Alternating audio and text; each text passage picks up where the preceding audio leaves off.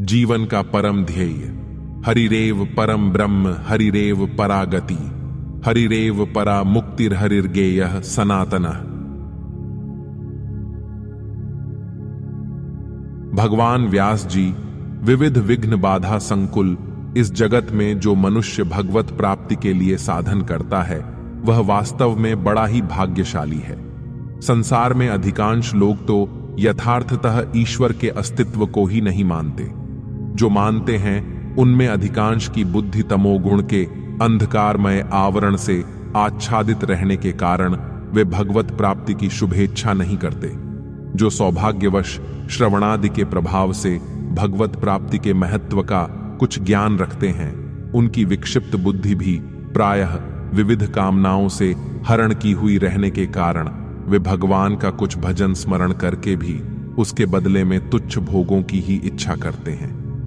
इनसे आगे बढ़े हुए कुछ लोग बुद्धि की सात्विक वृत्तियों के अनुसार साधन का आरंभ तो करते हैं, परंतु अध्यवसाय और उत्साह की न्यूनता, लक्ष्य की अस्थिरता और विघ्नों की पहचान के अभाव तथा विघ्न नाशक के उपाय न जानने के कारण चरम लक्ष्य तक पहुंचने के पहले ही साधन छोड़कर पथभ्रष्ट हो जाते हैं। इसी से भगवान ने कहा है, मनुष्याणाम सहस्रेषु कश्चिद्यतति सिद्धये यततांपि सिद्धानाम कश्चिन्माम वेत्ति तत्वतः। हजारों मनुष्यों में कोई बिरला ही मेरे लिए भगवत प्राप्ति के लिए यत्न करता है, और उन प्रयत्न करने वालों में भी कोई बिरला भगवत परायण पुरुष ही मुझे तत्व से जान सकता है। इतना होने पर भी जीव स्वभावतः चाहता है परमात्मा को ही, क्योंकि सुख की चाह सबको है और सभी पूर्ण, दुख रहित तथा नित्य सुख चाहते हैं। कोई भी ऐसे सुख का अभिलाषी नहीं है जो अल्प, दुख मिश्रित और नाश होने वाला हो। इसमें कोई संदेह नहीं कि बहुत बार मनुष्य किसी अल्प सुख विशेष को ही पूर्ण सुख मानकर कुछ समय के लिए उसमें तृप्त होना चाहता है, पर कुछ ही काल के बाद उसको जब उस सुख में किसी अभाव की प्रतीति होती है तब वह उसमें संतुष्ट न रहकर अभाव की पूर्ति के लिए आगे बढ़ता है। इससे यह सिद्ध होता है कि उसे अभावमय सुख सदा के लिए संतुष्ट नहीं कर सकता। वह पूर्ण सुख चाहता है। पूर्ण, नित्य, अभाव रहित सुख उस सत्य त्रिकाल व्यापी और त्रिकालातीत परमात्मा का स्वरूप है। इस न्याय से विविध जीव नदियों का प्रवाह भिन्न भिन्न पथों से अनेक मुखी होकर उस एक ही नित्य सुख सागर परमात्मा की ओर सतत बह रहा है। जीव की यह अनादिकालीन सुख स्पृहा उसकी परमात्मा मिलना कांक्षा को प्रकट करती है। जहां तक उसे अपने चरम लक्ष्य की प्राप्ति नहीं हो जाएगी, वहां तक इस प्रवाह की गति का कभी विराम नहीं होगा। परंतु अज्ञान तिमिराच्छन्न होने के कारण सुख के यथार्थ स्वरूप को जीव पहचान नहीं सकता। इसी से उसके मार्ग में अनेक प्रकार के विघ्न उपस्थित होते हैं। वह कभी मार्ग भूल जाता है, कभी रुक जाता है, कभी उलटे चलने की चेष्टा करता है, कभी हताश होकर बैठ जाता है और कभी किसी पांथशाला को ही घर मानकर अल्प सुख को ही परम सुख समझकर उसी में रम जाता है। इसीलिए ऐसे जीव पामर या विषयी कहलाते हैं। इसके विपरीत जो अपने ध्येय को समझकर उसी की प्राप्ति के लिए बड़ी तत्परता के साथ यथाशक्ति नित्य निरंतर प्रयत्न करते हैं, वे मुमुक्षु साधक कहलाते हैं। इस प्रकार साधन पथारूढ़ होने के लिए सबसे पहले ध्येय निश्चित करने, लक्ष्य ठीक करने की आवश्यकता है। परम ध्येय क्या है? मनुष्य को सबसे पहले इस बात का निश्चय करना चाहिए कि मेरे जीवन का परम ध्येय क्या है, किस लक्ष्य की ओर जीवन को ले चलना है। जब तक यह स्थिर नहीं कर लिया जाता कि मुझे कहां जाना है, तब तक मार्ग या मार्ग व्यय की चर्चा करना जैसे निरर्थक है, वैसे ही जब तक मनुष्य अपने जीवन का ध्येय निश्चित नहीं कर लेता कि मुझे इस जीवन में क्या लाभ करना है, तब तक कौन से योग के द्वारा क्या साधन करना चाहिए, यह जानने की चेष्टा करना भी व्यर्थ है। इस समय जगत में अधिक लोग प्रायः निरुद्देश्य ही भटक रहे हैं, प्रकृति के प्रवाह में अंधे हुए बह रहे हैं। उन्हें यह पता नहीं कि हम कौन हैं, जगत में मानव देह धारण करके क्यों आए हैं और हमें क्या करना है।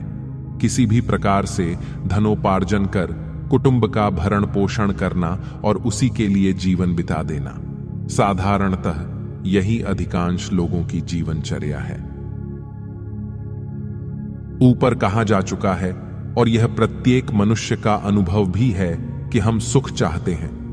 अब विचार यह करना है कि हम जिन वस्तुओं के संग्रह और संरक्षण में अपना जीवन बिता रहे हैं वे क्या वास्तव में सुख रूप हैं। यह तो सभी जानते हैं कि संसार की प्रत्येक वस्तु क्षणभंगुर और विनाशशील है।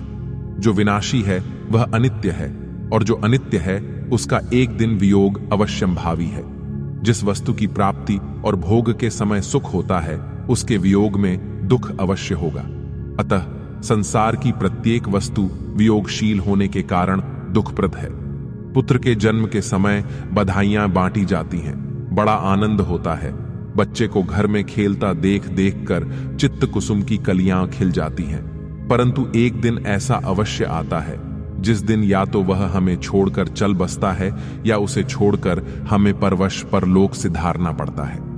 अपनी मानी हुई प्रिय वस्तु जब छूटती है तब जो दुख होता है उसका अनुभव प्रायः हम सभी को है। इसलिए इस पुत्र वियोग में हमें उतना ही प्रत्युत उससे भी अधिक दुख होता है जितना सुख उसके जन्म होने के समय और पीछे उसे आंगन में खेलते देखकर हुआ था। यही न्याय स्त्री स्वामी, माता पिता, गुरु शिष्य, मान कीर्ति और शरीर स्वर्ग आदि सभी में लागू होता है। सारांश यह कि अनित्य वस्तु में केवल और पूर्ण सुख कदापि नहीं होता, उसका अंत तो दुखमय होता ही है। विचार करने पर अनित्य वस्तु का सुख भोग काल में भी दुख से सना हुआ ही प्रतीत होता है।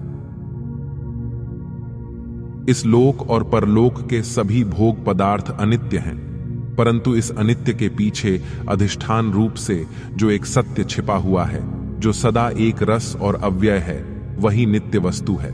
उसी के संबंध में गीता कहती है, न जायते म्रियते व कदाचि नायम भूत्वा भविता व न भूया अजो नित्य शाश्वतोयम पुराणो न हन्यते हन्यमाने शरीरे। जो किसी काल में न जन्मता है, न मरता है, न होकर फिर होने वाला है, वह तो अजन्मा, नित्य, सनातन और पुरातन है। शरीर के नाश से उसका नाश नहीं होता। ऐसा वह परम पदार्थ केवल परमात्मा है। उस परमात्मा के एकत्व में अपनी कल्पित भिन्न सत्ता को सर्वथा विलीन कर देना, केवल उस एक परमात्मा का ही शेष रह जाना भगवत प्राप्ति है और यही हमारे जीवन का परम ध्येय है। उपर्युक्त नित्यानित्य वस्तु विचार से ही यह ध्येय निश्चित किया जाता है। इस ध्येय की ओर सदा लगे रहने के लिए सर्वप्रथम साधन है वैराग्य। अतः समस्त वस्तुओं को अनित्य जानकर केवल नित्य वस्तु अर्थात परमात्मा को प्राप्त होने की साधन नियत कर्म करें। ओम शांति विश्वम।